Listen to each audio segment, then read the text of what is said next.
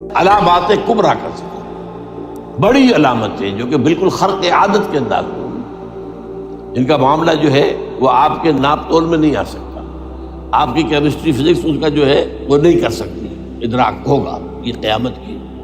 ان میں نمبر ایک کیا ہے؟ ایک بہت بڑا دھواں آئے گا، پوری دنیا کو لپیٹے گا۔ نمبر دو، دجال کا ظہور ہوگا، جو اپنی خدائی کا دعویٰ لے کر آئے گا اور بنوائے گا۔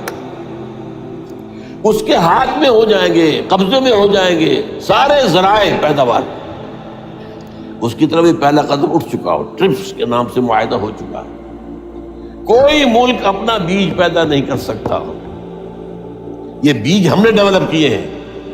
ان کے ڈیولپمنٹ سے پہلے تم ایک ایکڑ سے کتنی گندم لیتے تھے، آج کتنی لے رہے ہیں؟ کس بنا پر؟ جینیٹکس کا جو کام ہم نے کیا ہے اس کی بنا پر ہونا، تو ہمارا حق ہے، اس کی رائلٹی ہمارے پاس آنی چاہیے۔ لہذا صرف ان اداروں سے، ملٹی نیشنل سے خریدا جائے گا بیج، اور بیج بھی وہ دیں گے وہ کہ جس سے جو فصل اگے گی وہ بیج نہیں لا سکتے، وہ بیج کا کام نہیں کر سکتے۔ جیسے آپ کو معلوم ہے کہ آپ کے یہاں جو گوشت کھایا جاتا ہے مرغے کا، تو مرغا وہ جو ہے اس میں، مرغا ہو یا مرغی ہو، اس کے اندر کوئی وہ کیفیت ہی نہیں ہے۔ ان کے انڈے جو ہے ان سے آپ بچے حاصل نہیں کر سکتے، ہے تو انڈا، دیکھنے کو تو انڈا ہے، لیکن وہ بنڈا جو ہے اس سے بچہ تو نہیں حاصل کر سکتے۔ ایسے ہی وہ گندم کا بیج دیں گے، نظر آئے گی گندم، لیکن اس کے اندر وہ صلاحیت نہیں ہے کہ اس سے جو فصل اگے گی اس کا نتیجہ جو ہے وہ بھی آپ لے سکتے۔ یہ ہونا ہے، اللہ جانے، قدم اٹھ رہے ہیں ادھر۔ پھر یہ ہے کہ دابۃ الارض، زمین سے ایک حیوان نمودار ہوگا، زمین شق ہوگی۔ ابھی میں کہہ رہا ہوں خرق عادت ہے، یہ چیزیں وہ نہیں ہیں جو ہماری کسی حساب کتاب میں جو باتیں پہلے آئی ہیں وہ تو حساب کتاب میں آ رہی ہیں، ساری سمجھ میں آ رہی ہیں، ساری چیزیں مشاہدہ ان کا ہو رہا ہے۔ لیکن یہ ہے کہ دابۃ الارض، یہ کہتے ہیں کہ کوہ صفا، اس میں تو نہیں ہے حدیث میں، کوہ صفا پھٹے گا اور اس میں سے ایک حیوان دابہ وہ ظاہر ہوگا، جو اسی لیے فرمایا ہے وَإِذَا وَقَعَ الْقَوْلُ عَلَيْهِمْ أَخْرَجْنَا لَهُمْ دَابَّةً مِّنَ الْأَرْضِ تُكَلِّمُهُمْ، تو ہم اندر سے پیٹ کے چیر کر زمین کے پیٹ کو ایک حیوان کو برآمد کریں گے جو انسانوں سے بات کرے گا، گفتگو کرے گا۔ نمبر 4، طلوع الشمس من المغرب، یہ بھی خرق عادت۔ سورج تو طلوع ہوتا ہے مشرق سے، غروب ہوتا ہے مغرب میں، لیکن اس وقت معاملہ الٹا ہوتا ہے۔ یعنی جو کائنات کے اندر جو گڑبڑ ہوگی کچھ سمجھ میں بات آتی ہے کہ یہ معاملہ جو ہے، یہ تو اس پورے سولر سسٹم کو اگر بدل دیتے ہیں تو مشرق مغرب ہو جانا، مغرب مشرق ہو جانا، سمجھ میں آنے والی بات ہے۔ اس کے بعد ہے عیسیٰ ابن مریم کا نزول، جس کے بارے میں آج میں نے گفتگو کی ہے تفصیل سے۔ یہ نزول ہونا ہے، یہ علامات قیامت میں سے حضور نے بیان فرمایا ہے، اور قرآن مجید کی جو اصطلاحات ہیں اس کے حوالے سے میں نص قطعی جو ہے وہ میں آپ کے سامنے رکھ چکا ہوں۔ پھر یاجوج ماجوج کا ایک معاملہ ہے، یہ میں ابھی اس وقت زیادہ اس پر بات نہیں کر سکتا۔ حضرت عیسیٰ علیہ السلام کے نزول کے بعد دو کام ہوں گے، یہودیوں کا قلع قمع ختم، تمام یہود، ایک کام تو یہ ہو، اور نمبر 2 عیسائیت کا ختم ہو جانا۔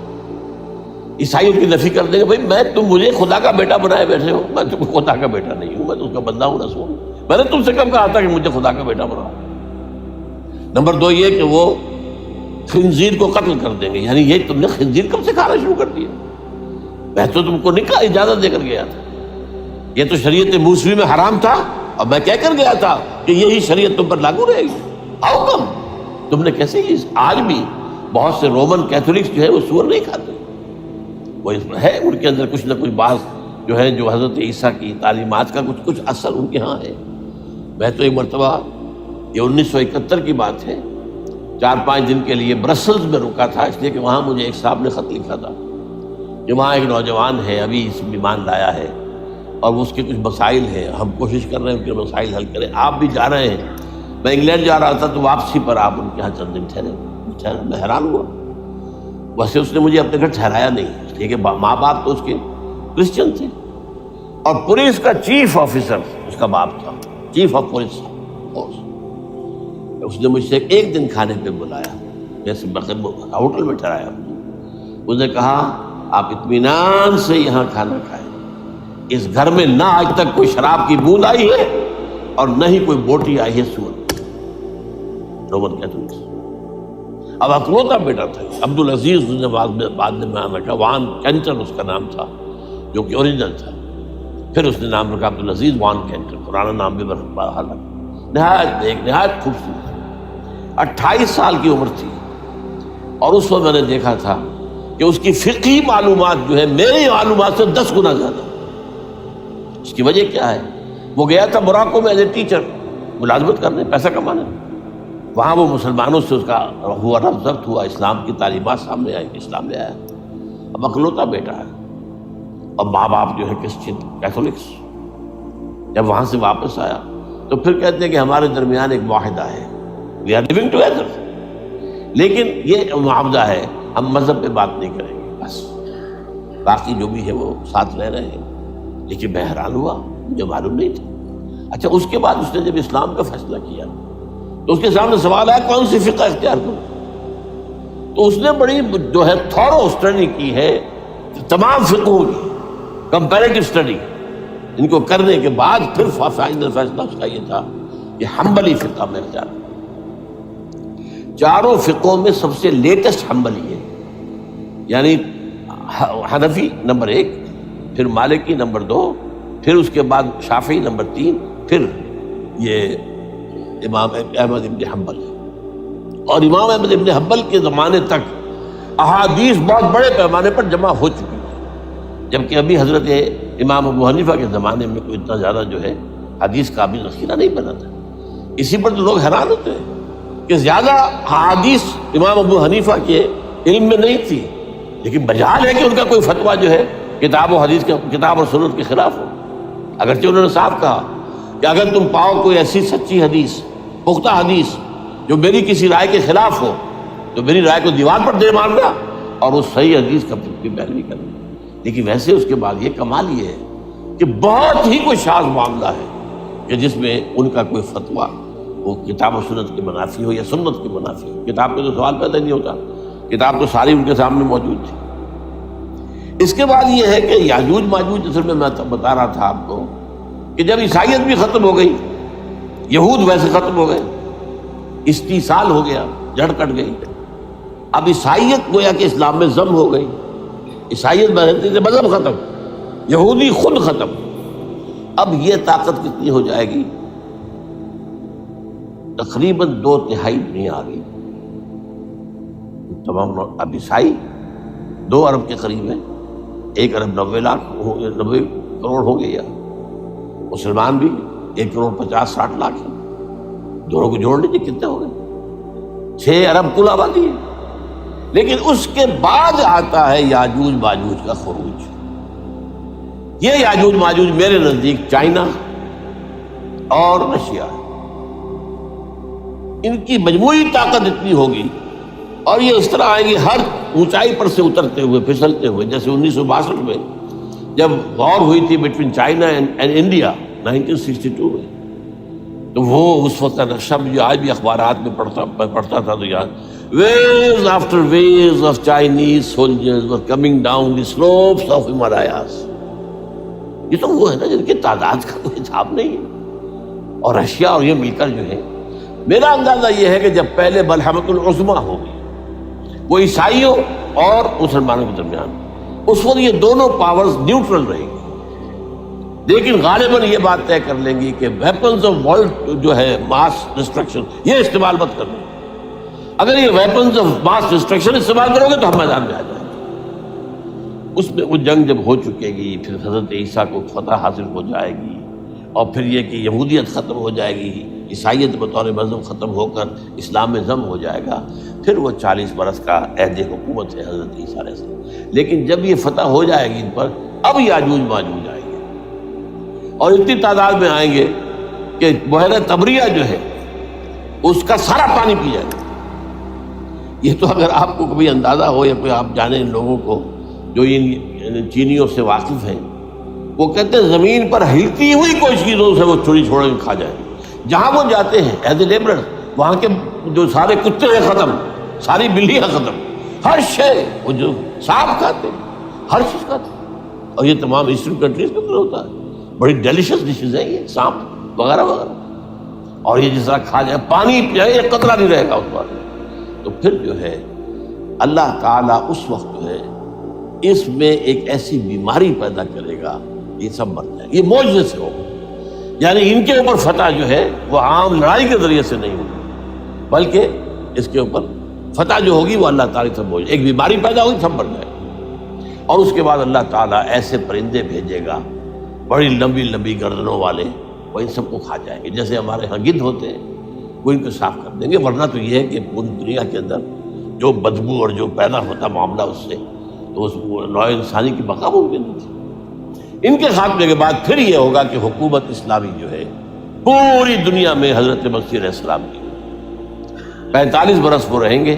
اسی میں وہ کہلن بھی آ جائے گا، وہ فی المہد و کہلن جو میں نے شروع میں بیان کیا تھا.